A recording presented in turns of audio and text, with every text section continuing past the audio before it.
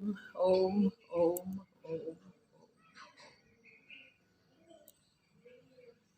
आप सबके हृदय में स्थित पूर्ण ब्रह्म को कोटि कोटि प्रणाम।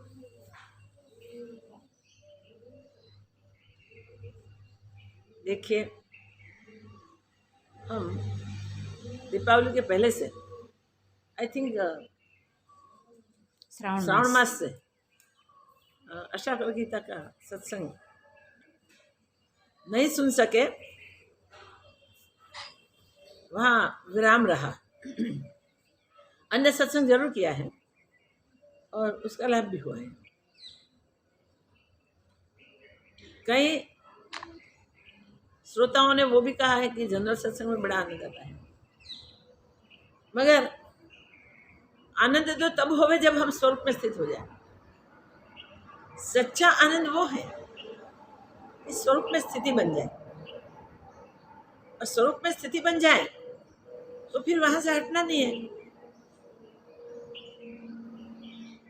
न किसी का सामर्थ्य है कि वो स्वरूपवान को स्वरूप के गिरा सके।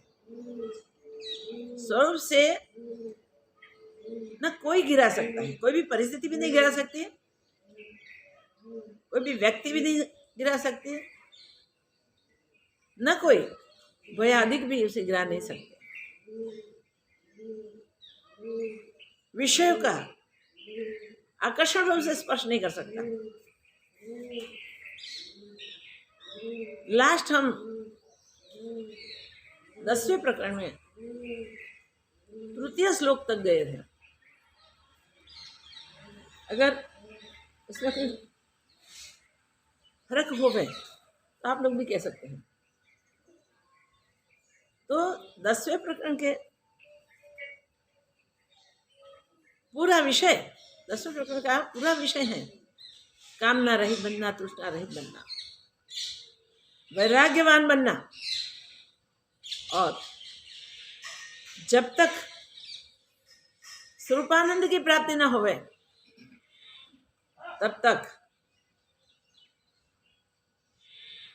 मार्गदर्शन के अनुसार अभ्यास को प्रबल बनाते जाना।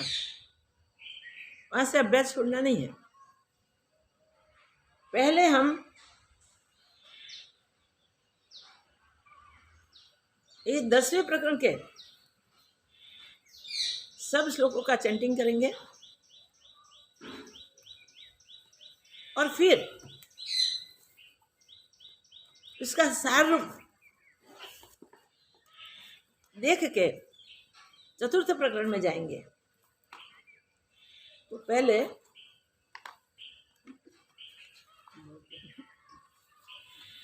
10वें श्लोक के 10वें प्रकरण के 8 श्लोक है ना, तो उसका चैंटिंग करेंगे।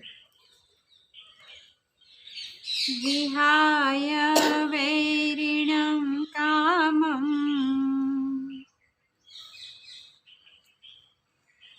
अर्थं चानर्थ संकुलम् धर्मं अप्येतयोर्हेतुं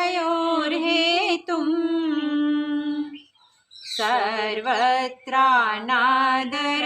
कुरु स्वप्नेन्द्रजालवत्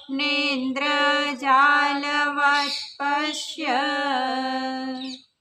दिनानि त्रीणि पञ्च वा मित्रक्षेत्रधनागारा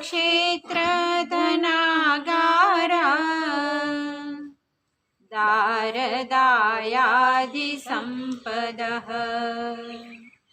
यत्र यत्र भवेत् तृष्णा संसारं विद्धि तत्र वै प्रौढवैराग्यम् आश्रित्य वीततृष्ण सुखी भव तृष्णामात्रात्मको बन्धः तन्नाशो मोक्ष उच्यते भवासंसक्तिमात्रेण प्राप्ति तुष्टिर्मुहुर्मुहुः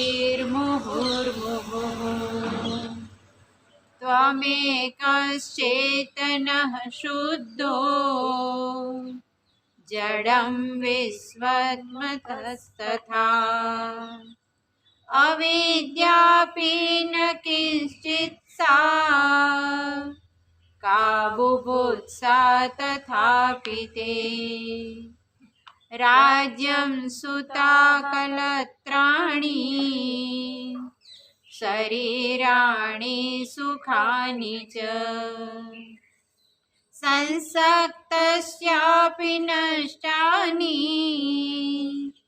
तव जन्मनि जन्मनि अलम् अर्थेन कामेन सुकृतेनापि कर्मणा एभ्यः संसारकान्तारे न विश्रान्तमभून्मनः कृतं न कतिजन्मानि कायेन मनसा गिरा दुःखमायासदं कर्म तदद्याप्युररम्यताम् तदद्यापि रम्यताम्। तदप्यता। इस प्रकरण का पहला श्लोक हमें सावधान कर रहा है कि आपके शत्रु कौन है। आपको अगर शत्रु की पहचान हो जाएगी, कोई भी मनुष्य शत्रु से दूर रहेगा, शत्रु का त्याग करेगा, शत्रु को मिलने की इच्छा नहीं करता। तो पहले हम अपने शत्रुओं को जानें, कौन शत्रु है। यहाँ अष्टावक्र जी महाराज दो शत्रु बताते हैं। एक काम को शत्रु बताते हैं, दूसरे अनर्थ से भरे हुए धर्म को भी, अनर्थ से भरे हुए धन को भी शत्रु बताते हैं। और यह स्पष्ट कहते हैं कि एक काम महाशत्रु है, वैसा ही धन भी महाशत्रु है। काम और धन के संकुल रूप, उसमें धर्म भी आ जाता है। जहाँ काम है, जहाँ अर्थ की लालसा है, वहाँ धर्म पालन कर सकते हैं। ऐसे धर्म का त्याग करो जहाँ काम का उत्तेजन होता है, जहाँ धर्म की आसक्ति होती है। तो प्रथम श्लोक हमको धन और काम से अनासक्त होने के लिए बता रहा है। द्वितीय श्लोक कहते हैं मित्र, जमीन, पुत्र, दारा आदि जितनी भी संपत्ति है, सगा संबंधी स्नेही जो भी संपत्ति है, वो स्वप्नवत और इंद्रजालवत है। वो फंसाने वाले हैं, वो क्षणभंगुर हैं। 3 या 5 दिन तक वो सुंदर लगेंगे, बाद में वो सुंदर नहीं रहेंगे। मीन्स जो सुंदर नहीं है उसको सुंदर मानते हैं, जो सुंदर है उसे जानते नहीं है। इसलिए मोह से ये आसक्त होकर मनुष्य उसमें लिपट जाता है और हो सकता है जन्म तक नहीं निकल सकता। जैसे जादूगर का खेल प्रत्यक्ष दिखे, सामने खेले दिखे, मगर वो देखने मात्र होता है, इसमें वास्तविकता नहीं होती। कोई जादूगर आवे, सिंपल पानी ग्लास में डाले और सबको पूछे आपको क्या पीना है, आपको क्या पीना है, आपको क्या पीना है, जो जो फरमाइश करे वो दिखा दे, वो पिला नहीं सकता। वो जादू है, वो जानता है जादू है, हम नहीं जानते, इसलिए हम मांग करते हैं ये दो, ये दो, ये दो। ऐसे ही इस संसार को, इस संपत्ति को, मित्र, पुत्र, दारा, भगिनी, बंधु जो भी है, सगा संबंधी स्नेही, वो विपत्ति ही है, उसमें संपत्ति कहीं है ही नहीं। जो संपत्ति है वो इंद्रजालवत है, स्वप्नवत है। स्वप्न में दिखे सब कुछ, होता नहीं, वास्तव में होता नहीं। क्यों? इस स्वप्न टूटते वो रहता नहीं है। न होवे तो ही न रहे ना, होवे तो होना चाहिए। स्वप्न टूटे तब भी। स्वप्न काल में जो दिखता है वो इंद्रजालवत है, झूठे जादूगर के खेल बराबर है। तो इस सब से हमारी आसक्ति निकल जानी चाहिए। तीसरे श्लोक में कहते हैं कि जहां जहां तृष्णा है, जहां जहां विषयों में आसक्ति है, विषयों की तृष्णा है, वहां समझ लो कि पूरा संसार है। वहां समझ लेना चाहिए कि वहां पूरा संसार है। तो तृष्णा ही, आसक्ति ही संसार है। इसका मीनिंग वो हुआ कि संसार में आसक्ति नहीं रखनी चाहिए, विषय तृष्णा नहीं होनी चाहिए, भोगे हुए विषयों की स्मृति भी नहीं रहनी चाहिए। ऐसे जो सत्य नहीं है इसके साथ हमें जुड़ना नहीं है। ये 3 श्लोक हमारे हो गए थे, डिटेल से हम मिलेंगे। चतुर्थ श्लोक कहते हैं तृष्णा मात्र आत्मको बंधन तन्नाशो मोक्ष उच्यते। तृष्णा का नाश होवे उसे मोक्ष कहते हैं। और तृष्णा बंधन को कारण है। तृष्णा से बंधन होता है और तृष्णा के नाश से मोक्षानुभूति होती है। तो हमें चाहिए क्या? मनुष्य जन्म में आने के बाद अगर विषय तृष्णा के पीछे ही भटकते रहेंगे हम, तो क्या गति होगी हमारी, क्या हाल होंगे हमारे। तृष्णा तो अग्नि जैसी है, इसमें जो डालो उसको वो जला देगी और स्वयं भी जलती ही रहेगी। कोई लीला डालो, कोई सूखा डालो, डालना इतना डालो अग्नि में, लीले सब और सूखे को सबको अग्नि जलाती है। उसे पता भी नहीं चलता, उसे विचार भी नहीं आता इसको जलाओ या इसको न जलाओ, वो तो जलाती ही रहती है। जैसे अग्नि जो भी अग्नि में जाके पड़े उस सबको जला देती है, वैसे ही तृष्णा, विषय तृष्णा, जो भी विषय में आसक्ति करते हैं वो सब उसे में पड़े जलते हैं, जिंदगी भर जलते रहते हैं। आखिर में भी वही विषय फिर तृष्णा बन के दूसरे जन्म में उसे धकेल देता है और ऐसे जन्मों तक होता रहता है। तो जब तक विषयों की तृष्णा है, विषयों की कामना है, तब तक बंधन है। आत्मा का बंधन अगर कोई है तो विषय तृष्णा है। तृष्णा से ही बंधन होता है, तृष्णा से ही हम अपने स्वरूप को नहीं जान सकते, पहचान सकते और स्वरूप से दूर दूर दूर चले जाते हैं। तो ये सावधान रहना आवश्यक है। कहते हैं कि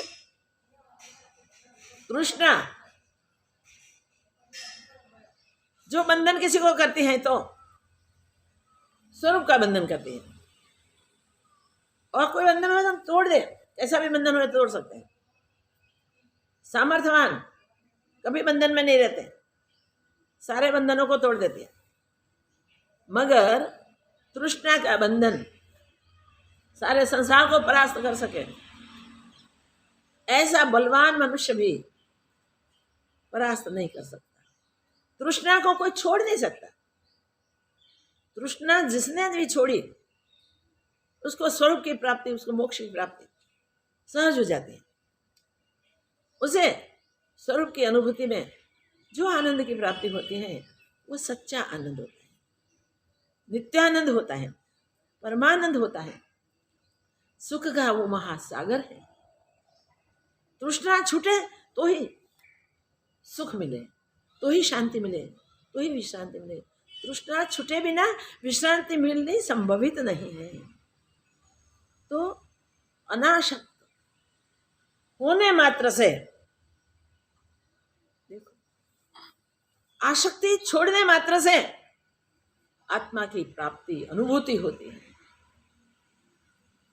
हम जैसे आसक्ति को छोड़ने का प्रयत्न करते हैं, जिस प्रकार सामने आते विषयों का त्याग करते हैं, विषयों की और दृष्टि भी नहीं डालते, जो भी हमें कितने भी प्रलोभनों के बीच आ जाए तो भी हम उस प्रलोभन से फंसते नहीं हैं और उस विषय का त्याग कर देते हैं। जैसे जैसे विषयों के त्याग होते जाते हैं, वैसे वैसे आत्मानुभूति के और हमें आगे बढ़ना हो जाता है। और आगे बढ़ने से सब विषयों में पहले जो आसक्ति थी वो आसक्ति सारी छूट जाने के कारण स्वरूप में स्थिति बनती है, जहां स्थित होने के बाद फिर वहां से हटना नहीं है। और वो अपना खुद का स्वरूप है, आत्मस्वरूप, नित्य स्वरूप, शाश्वत स्वरूप, अजर अमर अविनाशी स्वरूप। इस स्वरूप को जान लिया, पा लिया, उसमें स्थित हो गए तो फिर कुछ करने का नहीं रहता, सब कुछ हो गया। तो हमें आत्मस्वरूप में स्थिति करनी है। चतुर्थ श्लोक कहता है कि बंधन मात्र स्वरूप के ऊपर तृष्णा है। स्वरूप का बंधन करने वाले एक तृष्णा ही है। तृष्णा के लिए हमें अति सावधान रहना चाहिए।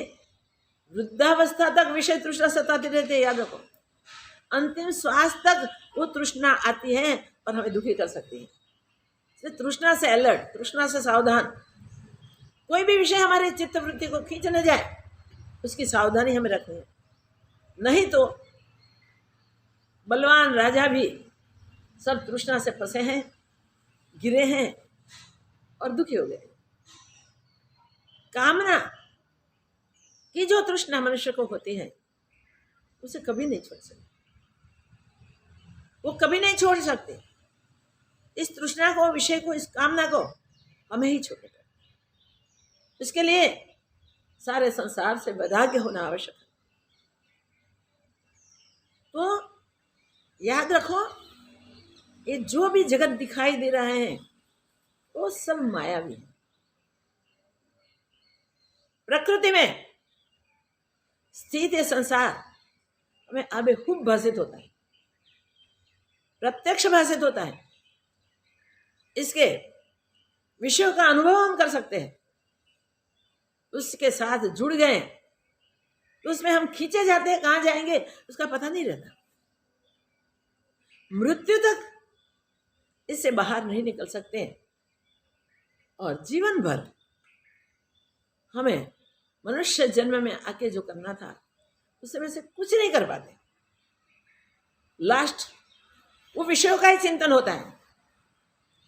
पूरी जिंदगी प्रभु का नाम नहीं लिया, आत्मचिंतन नहीं किया, शास्त्र अध्ययन नहीं किया, संतों की संगति नहीं की, सिर्फ विषयों की कामना ही की है, तो अंतिम समय पे कामना ही आएगी। उस समय पे प्रभु नहीं आएगा। मगर अगर हमने आत्मचिंतन किया है, परमात्मा चिंतन किया है, तो वो विषय कहाँ भाग जाएंगे पता नहीं चलेगा। अंतिम समय में परमात्मा अनुभूति लास्ट भी हो जाएगी। मगर यहाँ अष्टावक्र जी महाराज तो हमें कहते हैं कि इस जीवन में ही जल्दी से जल्दी आत्मानुभूति करके हमें परमानंद की प्राप्ति करनी है, आत्मानुभूति करनी है। आत्मस्वरूप में सबको स्थित कर देने, जिसमें कोई भिन्न न रहे, सारे भिन्न भिन्नी मिट जाए और आत्मा अनुभूति में हम सराबोर हो जाए। ये अवसर है। ऐसे संत महापुरुष, ज्ञानी पुरुष हमें जगाते भी हैं। कई संतों ने अपने अनुभव को शब्दाकार करके वाणी से सत्संग भी किया है और शास्त्र में लिख भी रखे हैं कि जो भी इसका सदुपयोग करेगा वो इस संसार बंधन से मुक्त हो जाएगा, विषय तृष्णा से छूट जाएगा, कामाशक्ति उसकी भाग जाएगी और वो स्वरूप में गरकाव हो जाएगा, स्थित हो जाएगा, स्वरूप आनंद में स्थित रहेगा। तो ये अष्टावक्र जी अपना अनुभव हमें बता रहे हैं। हमने देखा है प्रथम श्लोक से जिज्ञासा लेके जनक महाराज अष्टावक्र जी के पास पहुंचे और जाके प्रार्थना की। क्या प्रार्थना थी? उनकी जो जिज्ञासा थी उसको तृप्त करने की प्रार्थना थी। कथम ज्ञानम अवाप्नोति कथम मुक्तिर्भविष्यति। और ज्ञान कैसे होवे? 3 बात बताई पूछे प्रश्न में। कैसे ज्ञान प्राप्त होवे, कैसे मुक्ति मिले, वैराग्यम च कथम प्राप्त। और इस दोनों का कारण है वैराग्य। सबसे प्रथम वैराग्य विषय से करना है। इस सब कुछ आगे अगले श्लोक में बताया। धन दौलत संपत्ति माल मिलकत पद प्रतिष्ठा स्नेही संबंधी परिवारजन, ये सब बंधन के कारण है। देखिए वहां वैराग्य हो जाना चाहिए।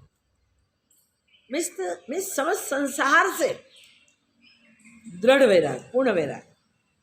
वैराग्य जैसा तैसा नहीं। गैस पे दूध रखा है आपने, दूध गर्म होके उबल के ऊपर आ जाएगा। अगर गैस बंद ना करो तो निकल जाएगा।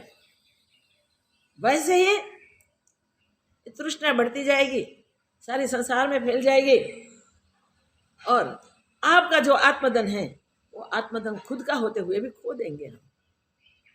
ऐसे नहीं। प्रवृत्ति जिस मार्ग पे हम चले हैं, जहां हमें एक मोक्ष की इच्छा है, आत्मानुभूति की ही इच्छा है, दूसरी इच्छा है नहीं, वहां बीच में संसार नहीं आता। बीच में संसार की और आसक्ति नहीं होती, संसार के विषयों की तृष्णा नहीं होती। इसमें सावधान रहना है, इसमें वैराग्य करना है।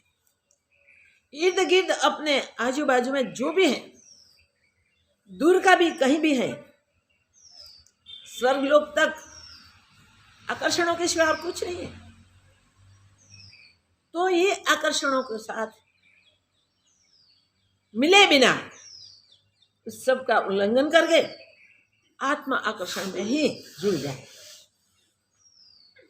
एक ही आकर्षण साधना में शुरुआत में होना चाहिए। कैसे ज्ञान प्राप्त होगा, इस संसार बंधन से मुक्त कैसे होगा। और जनक महाराज जानते हैं ज्ञान और मुक्ति दोनों वैराग्य से ही प्राप्त होती है। बिना वैराग्य कोई भी प्रयत्न से नहीं होगी।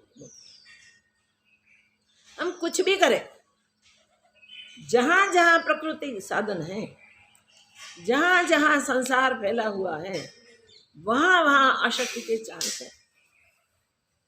आसक्ति के सारे चांस छोड़ने के लिए आसक्ति की सब जगह से चित्त की वृत्तियां को समेट के आत्माकार करनी चाहिए। जब तक वृत्तियां आत्माकार नहीं होती, विषयों से नहीं छूटती, तब तक अनुभव संभवित नहीं है। चाहे हमने कितने भी पूजा पाठ किए हो, चाहे कितने भी जप तप तीर्थ किए हो, वृत्तियां जब तक परमात्मा आकार नहीं हो सकती, भगवत स्वरूप को सर्वत्र स्थित नहीं देख सकते, ब्रह्मानुभूति के लिए आतुरता नहीं होती, तब तक हम बार बार गिरते हैं, बार बार गिरते हैं, बार बार गिरते हैं। कहीं साधक ऐसे कहते हैं कि हम तो पूरा दिन साधना करते हैं। क्या करते हैं? साधना में क्या करते हैं? तो साधना जो करते हैं उसके विषय में जब वो बताएंगे तब होता है कि साधना का फल क्या होगा वो पूछो। तो कई लोग साधना संसार की बढ़ोतरी के लिए, संसार की वृद्धि के लिए, भगवान को स्नान कराना, भगवान के आगे धूप दीप करना, प्रसाद रख लेना, वस्त्र अलंकार पहनाना, ये पूरा दिन इसमें व्यतीत कर देते हैं। मगर भगवत स्वरूप को जानने के लिए उत्कंठा नहीं होती, संसार पाने के लिए ही इच्छा होती है। कोई कहते हैं पुत्र नहीं दो। कोई कहते हैं संतान ही नहीं, कुछ भी दे दो, पुत्र पुत्री जो देना है दे दो। हम इतनी भक्ति करते हैं, हम दुखी क्यों हैं? जो भक्ति नहीं करते वो सुखी कैसे हैं? वहां कर्म का सिद्धांत आता है। पूर्व कर्म में हमने जो किया होगा उसका ही फल अभी परिपक्व हुआ होगा, वही हमें भुगतना है।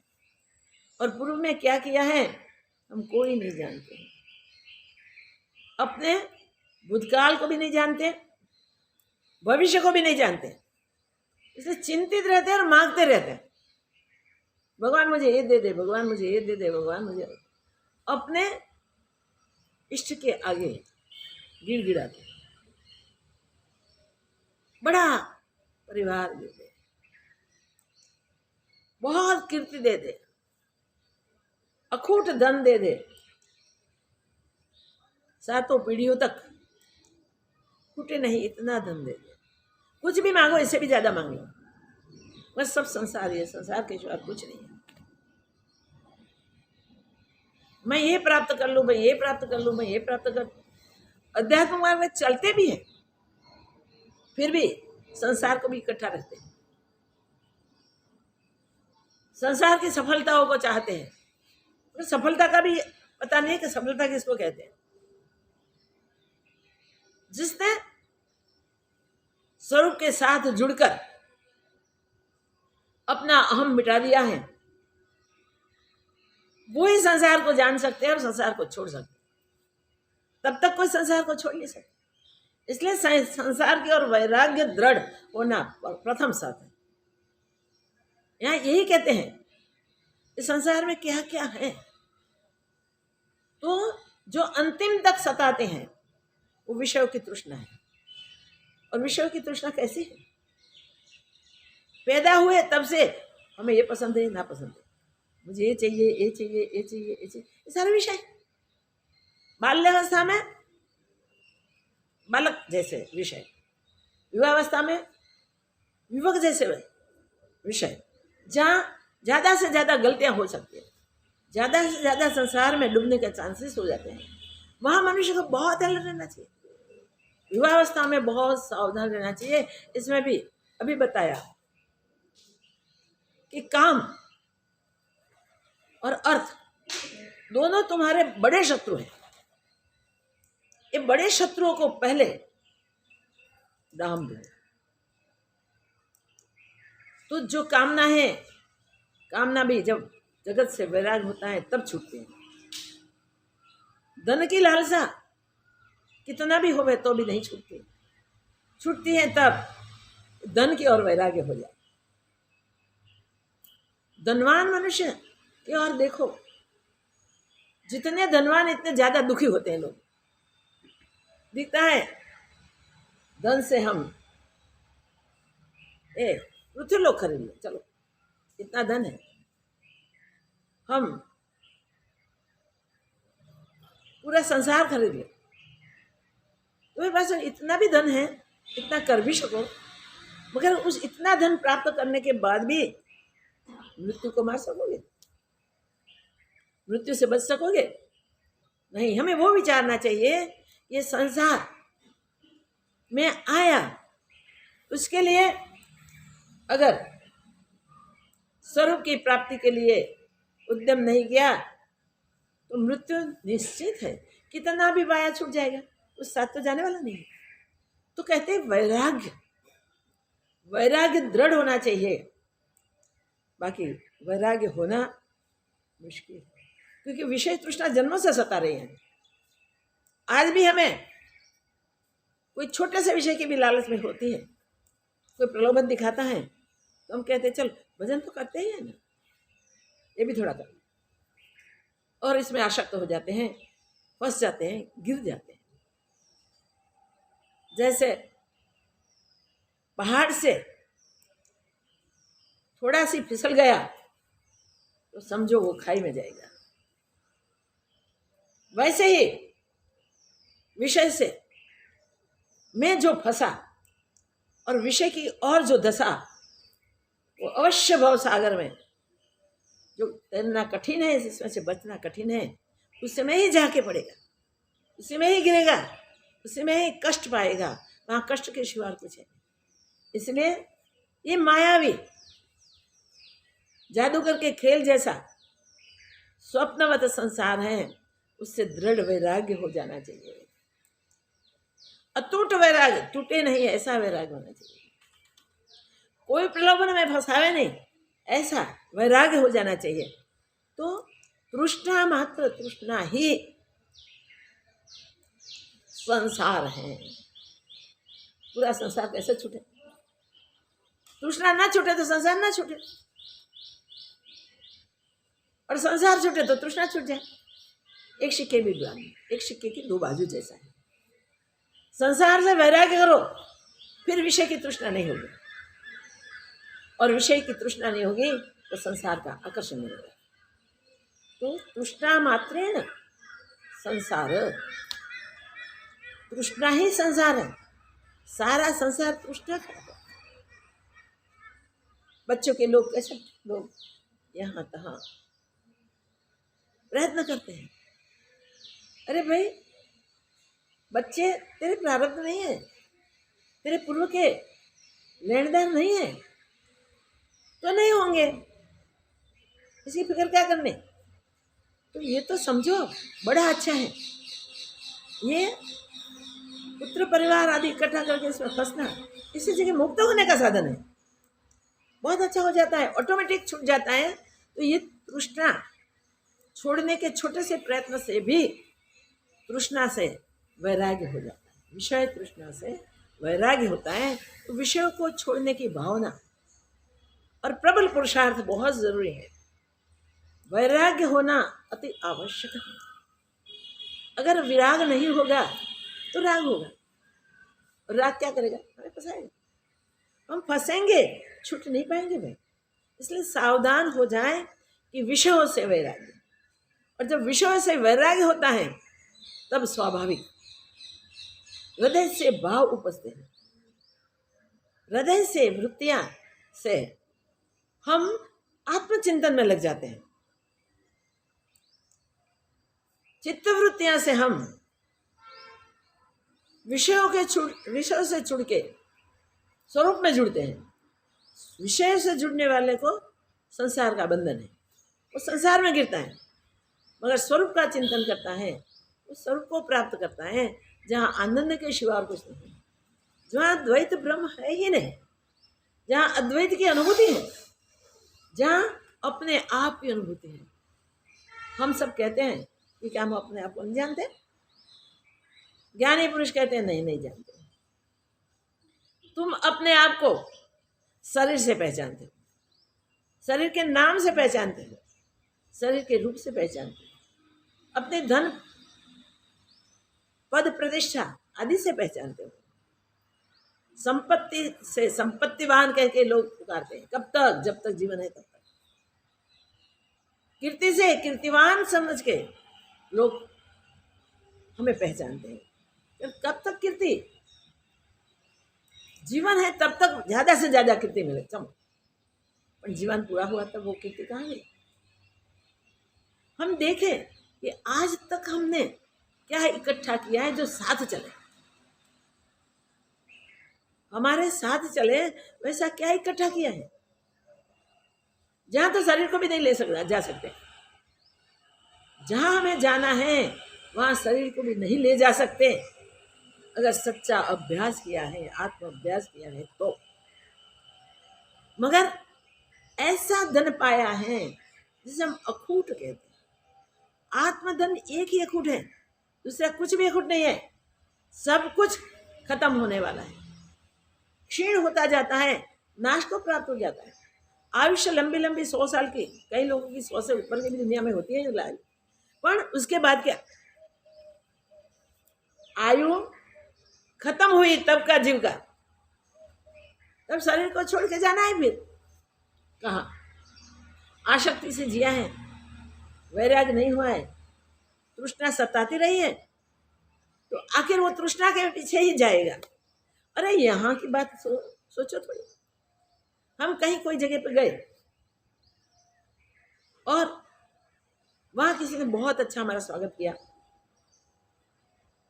बहुत बड़े बड़े लोगों से हमारा परिचय करवाया, अच्छे से खान पान वस्त्र आदि भेंट आदि दिए, तो वो स्मृति में रह जाते हैं, बार बार उसकी स्मृति होती है। और कहीं भी ऐसा कुछ प्रसंग देखें तब वो जाता है, हाँ वहां भी ऐसे हमारे सम्मान हुआ था, ऐसा ही उन लोगों ने हमको खिलाया था, पिलाया था, रखा था। ये विषय अंतर में पड़ा था, स्मृति में आया, फिर याद हुई ताजी।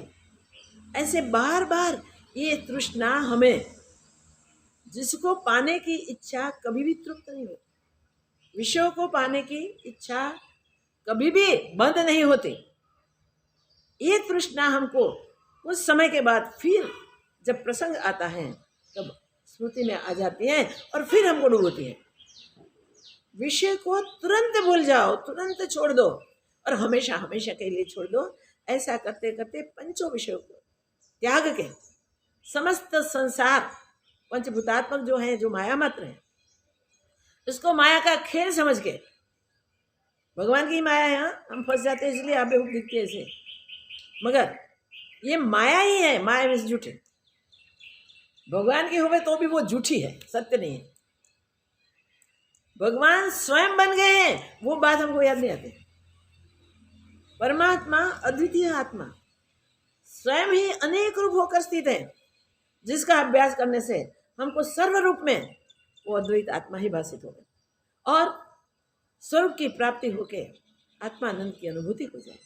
ये मनुष्य जन्म में हो सकता है भाई, मगर हम स्वरूपानंद में नहीं गिरते, हम जगतानंद में जाते हैं, तो हमें बार बार जगत प्राप्त होता है, बार बार भिन्न हमारे किए हुए कर्मों के फल सामने आते हैं, उसी के अनुसार जीना पड़ता है, चाहे कष्ट होवे चाहे सुख।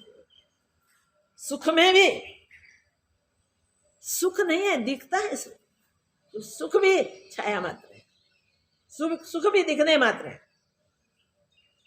तो कष्ट है ही। सुख भुगतने वाले को अंतिम में दुख भुगतना होता है, कैसा भी सुख भोगा है, क्योंकि विषय की तृष्णा बनती है। विषय सुख जो हमने भोगे उस विषयों की स्मृति बन जाती है, फिर पाने की भावना होती है, इच्छा होती है, और प्रभु के पास आकृति करते हैं, प्रभु ऐसे ही विषय देना, हम ऐसे ही मस्त रहे, वही करना। मगर मस्ती नहीं है इसमें तो मस्ती गंवानी है भाई। सच्ची मस्ती है आत्मस्वरूप, निज स्वरूप में, जिसमें निजानंद के सिवा और कुछ नहीं, अपने से भिन्न और कुछ नहीं है। जो भी है एक ब्रह्म का ही सब स्वरूप, हम ही हैं, हमारे सिवा और कोई नहीं। सच्चा आनंद तो वही है जिसने वो पाया, वो पुष्टि की भी अनुभूति करता है और तुष्टि की भी अनुभूति करता है, तृप्ति की भी अनुभूति कर लेता है और पुष्टि की भी अनुभूति करता है। पुष्टि तुष्टि दोनों इसके हाथ में आ जाते हैं, उसको और कुछ करने की आवश्यकता ही नहीं। तो अष्टावक्र जी महाराज बताते हैं कि देखो, ये संसार तुमको आकर्षित कर रहा है ना, उस संसार में तुम शरीर में हो तब रह रहे हो, तब इसका मिथ्यात्व का अनुभव भी हो जाए और अभ्यास करने से ब्रह्मत्व का भी अनुभव हो जाए। झूठा संसार माया मात्र है, इतना समझने के लिए हमें शास्त्रों का अभ्यास करना है। क्योंकि पृथ्वी के उत्पत्ति के समय, जिसको सर्ग कहते हैं, सर्ग काल में भी और कुछ था ही नहीं। स्वर्ग काल शुरू हुआ, उसके साथ ही सृष्टि की उत्पत्ति हुई। कहाँ से उत्पत्ति हुई? स्वयं परमात्मा ही सृष्टि रूप बन गया। कहते हैं कि संसार में 84 लक्ष योनियां हैं, 84 लक्ष प्रकार की योनियां हैं। इसमें प्रत्येक योनि में अगणित जीव होंगे। उसमें अगर हमने इस संसार के प्रलोभन को नहीं छोड़ा, विषय आसक्ति नहीं छोड़ी, तृष्णा में फंसते रहे हैं, तो सब योनियों में हमें भटकना। और कितनी बार पता, बार बार जन्म, बार बार मृत्यु, पुनरपि जन्मम पुनरपि मरणम, पुनरपि जननम मृत्यु जन्म, ये दोनों बारंबार पुनरावर्तन करते रहते हैं।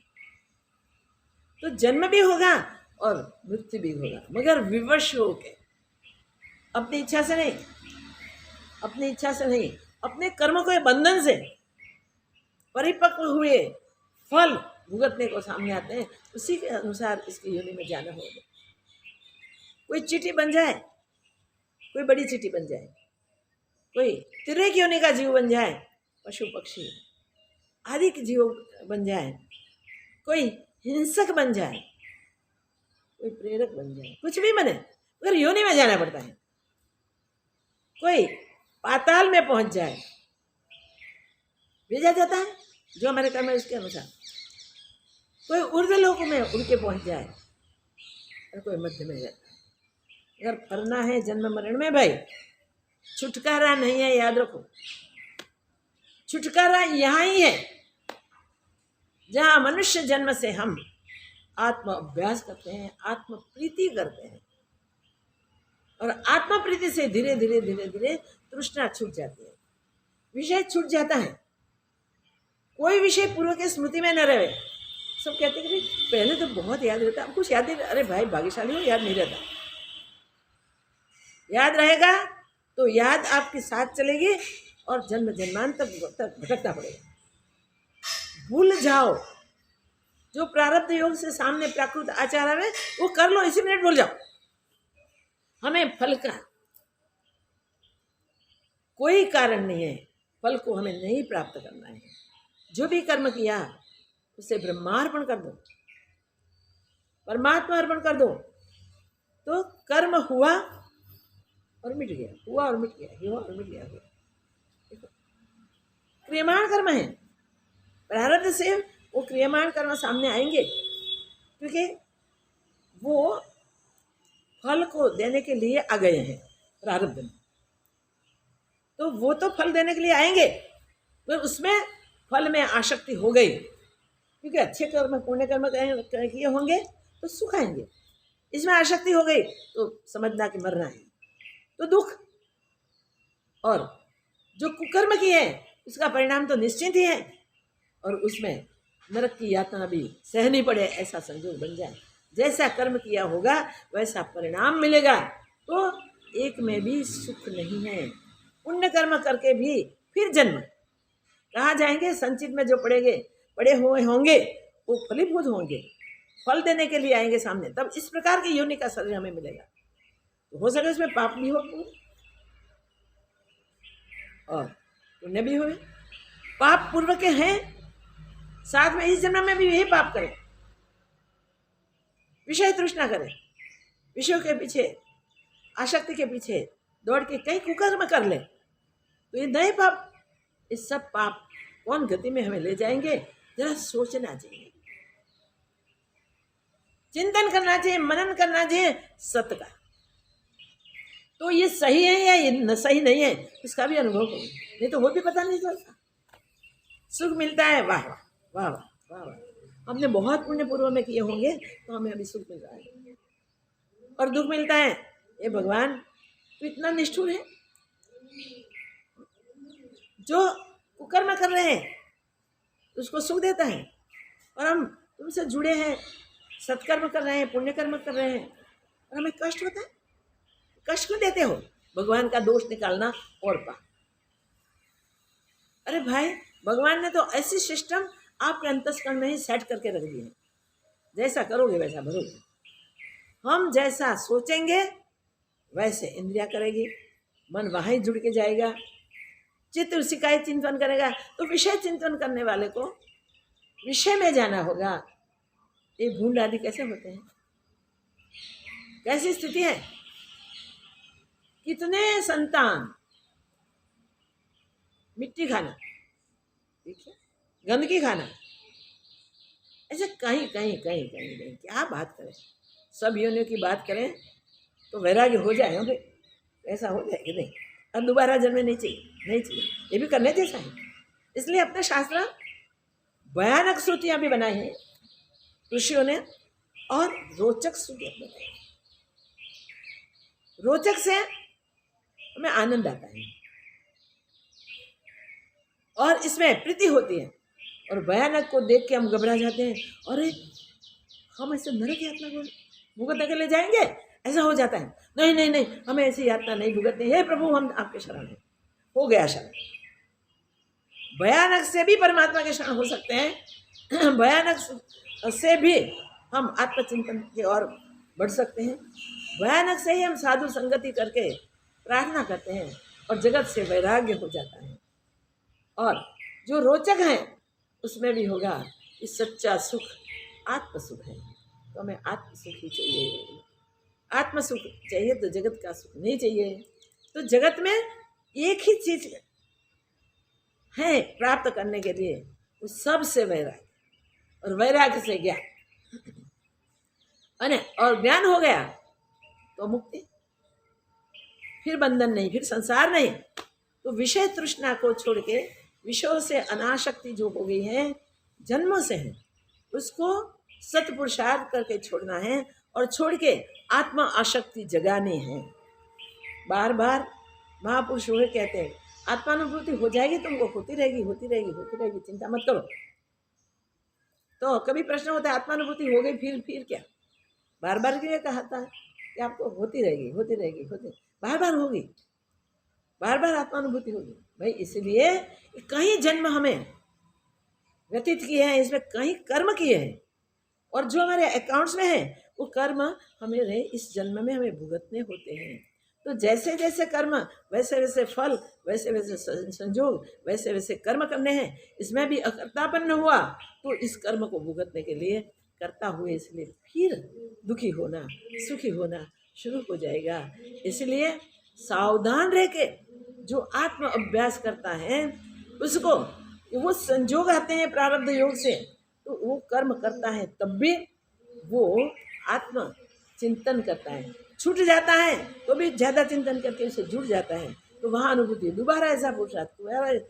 जब तक जीवन है तब तक हम ऐसा पुरुषार्थ करेंगे तो आत्म तत्व की प्राप्ति, स्वरूप की अनुभूति, वो सबसे श्रेष्ठ है, सच्चा सुख है, वो अनुभूति हो जाएगी और हम वो ही करेंगे, इसी में स्थित हो जाएंगे और अंत में हम में ही समा जाएंगे। जो कुंभ रूपी उपाधि हमने खड़ी की है, देह की उपाधि खड़ी की है, और कई उपाधियां हम खड़ी कर सकते हैं। इस उपाधि को यहाँ से ही काट दें, यहीं से छोड़ दें तो निरुपाधिक हो जाएंगे, और निरुपाधिक स्वरूप आत्मस्वरूप है। आत्मस्वरूप में हमारी स्थिति बन जाएगी और ये हमेशा हमेशा की स्थिति है, एक दिन की स्थिति नहीं है। जहाँ जाने के बाद फिर वापस नहीं आना है, वो ही आत्मानुभूति है, पूर्ण अनुभूति है। तो जहाँ जाने के बाद पुनरावर्तन नहीं होता है, वो ही हमारा मूल स्थान है, हमारा नित्य स्थान है। जहाँ से हम बिछड़े हैं वहाँ फिर पहुँच जाएंगे, फिर बिछड़ना नहीं है। तो याद रखें कि ये चतुर्थ श्लोक हमें 10वें प्रकरण का वो सिखाता है। वो कहता है कि तृष्णा का नाश करो, आत्म प्राप्ति और परिस्थिति जो भी है इसमें तृप्ति, इसके लिए आगे बढ़ो और इससे सच्ची आत्म प्राप्ति हो जाएगी और सच्ची तृप्ति हो जाएगी। तो इस प्रकार सफल होने के कारण इस जीवन में कामयाब हो जाने के कारण पुरुषार्थ करना है। वो क्या है? जगत से वैराग्य और आत्म में स्थिति बना के लिए अभ्यास। जगत से वैराग्य का भी अभ्यास करना है और वैराग्य करके ही छोड़ना है पूर्ण जगत से, पूरे संसार से, क्योंकि माया है, स्वप्न इंद्रजाल होते हैं। तो इसमें हमें नहीं रहना है, इसमें नहीं फंसना है। हमें जहाँ नित्य आनंद है, सर्वत्र सर्व में जो भी है वो जो है वो हमारा अपना स्वरूप है। तो सब कुछ हमारे से निकला है और हमारा ही रूप है आज भी, जाना तो उसका अस्तित्व पूर्ण रूप से भरपूर भरा है। और आगे भी जब वही सत्य हैं तो उसी में ही हम स्थित हो जाएंगे, जो शाश्वत स्वरूप है वो हमें प्राप्त हो जाएगा। इसलिए भगवान सबको ऐसी मति दे, ऐसी शक्ति दे, ऐसा पुरुषार्थ करने का सामर्थ्य दे कि अपने आप को पहचान ले, अनासक्त होके, तृष्णा रहित होके, आत्माकार मुक्तियाँ करके एक भी बुद्धि हटे, ऐसी आत्मदेवता करके आत्मस्वरूप को जान ले, पहचान ले और फिर हमेशा हमेशा के लिए अपने आप में स्थित रहे। ॐ पूर्णमदः पूर्णमिदं पूर्णात् पूर्णमुदच्यते पूर्णस्य पूर्णमादाय पूर्णमेवावशिष्यते ॐ शान्ति शान्ति शान्तिः श्री सद्गुरुदेव की